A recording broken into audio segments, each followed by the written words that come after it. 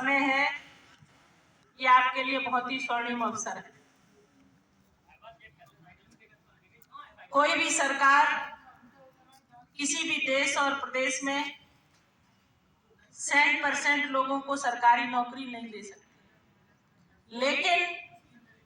हमारी सरकार जिस गंभीरता के साथ आज देश के नौजवानों के साथ खड़ी है, आपको ये जानकारी होगी कि उत्तर प्रदेश सर्वाधिक नौजवानों का प्रदेश है। सबसे ज्यादा नौजवान पूरे देश में यूपी में है, और यूपी में बहुत ही ईमानदारी के साथ जो हमारी भर्तियां हो रही हैं, मैं देखती हूँ ऐसे ऐसे बच्चों को नौकरी मिलती है जिन्होंने कभी कल्पना नहीं की थी, क्योंकि सरकार में न तो कोई सिफारिश और न कोई रिश्वत। लोग हमारे पास आते हैं, बहन जी भर्ती निकली, मैं कहती हूँ कि मेरा कोई भी रोल नहीं है, मैं कुछ कर नहीं सकती हूँ, और आप किसी के पास जाना भी नहीं तो कोई आपको ठग लेगा, आप पैसे दे आओ, सोचो नौकरी पक्की हो गई। ये तो एक गारंटी है कि आप अपनी काबिलियत के दम पर, अपनी क्षमता और प्रतिभा के दम पर, अगर आप में क्षमता है तो आप आज चाहे वो कौशल विकास के माध्यम से हो, रोजगार के माध्यम से हो, या सरकारी नौकरियों में किसी भी विभाग में भर्ती के माध्यम से हो, आपको जो भी मिलेगा वो आपको अपनी क्षमता और प्रतिभा पर मिलेगा। ये गारंटी आज कम से कम हम सब लोग मन से खड़े होकर दे सकते। इसलिए मैंने सबसे पहले आप सबका स्वागत किया इस रोजगार मेले में। इतने नौजवान जो रोजगार प्राप्ति की दिशा में यहाँ पर आज आए हैं, हमारे इस कार्यक्रम में विशेष रूप से उपस्थित हमारे यहाँ के प्राचार्य डॉक्टर राजकुमार यादव जी, राजपाल जी, और सभी मंच पर सम्मानित हमारे जो लोग बैठे हैं, भारतीय जनता पार्टी के भी कुछ लोग यहाँ पर हैं, हमारे युवा मोर्चा के अध्यक्ष हैं, और सभी लोग बैठे हैं। मैं इन सब की तरफ से भी आप सबका वेलकम कर रही हूँ। अभी एक और कार्यक्रम था रोजगार से संबंधित, मैं वहां पर भी गई थी, वहां पर भी इतनी भीड़ थी नौजवानों। हमारे जो ये स्टॉल लगे हैं, जो छोटे छोटे उद्योग हमारे जनपद में काम कर रहे हैं, उन लोगों ने अपना स्टॉल लगाकर आपका रजिस्ट्रेशन कराने का काम मुझे लगता है यहाँ पर हो रहा है।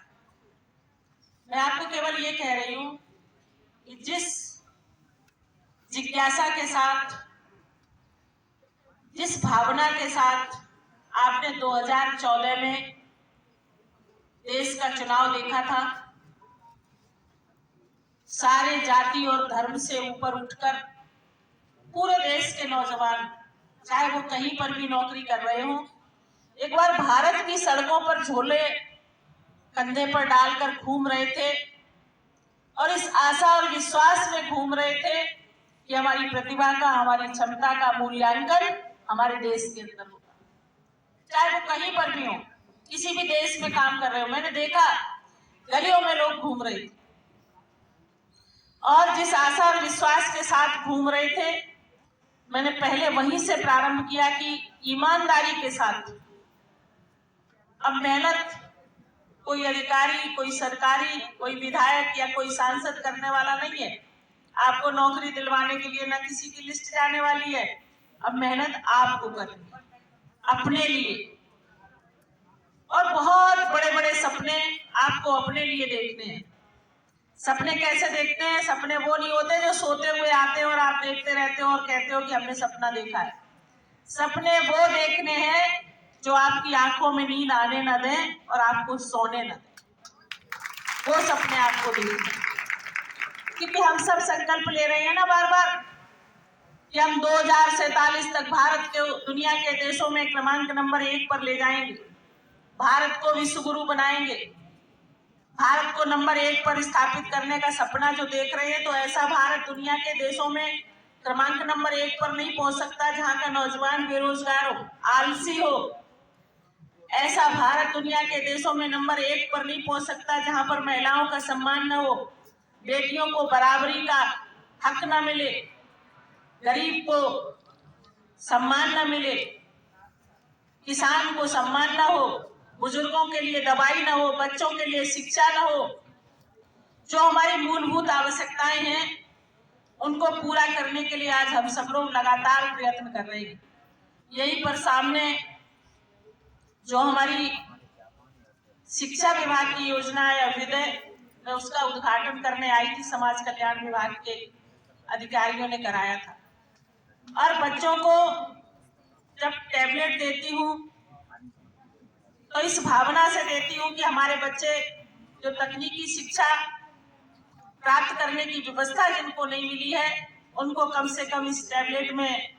डाउनलोड सॉफ्टवेयर के माध्यम से उस तकनीकी शिक्षा का ज्ञान करने का अवसर मिलेगा, ज्ञान प्राप्त करने। तो मैंने पहले ही कहा, ये जो आपका समय है ये बहुत कीमती है और ये समय ऐसा है जिसको आप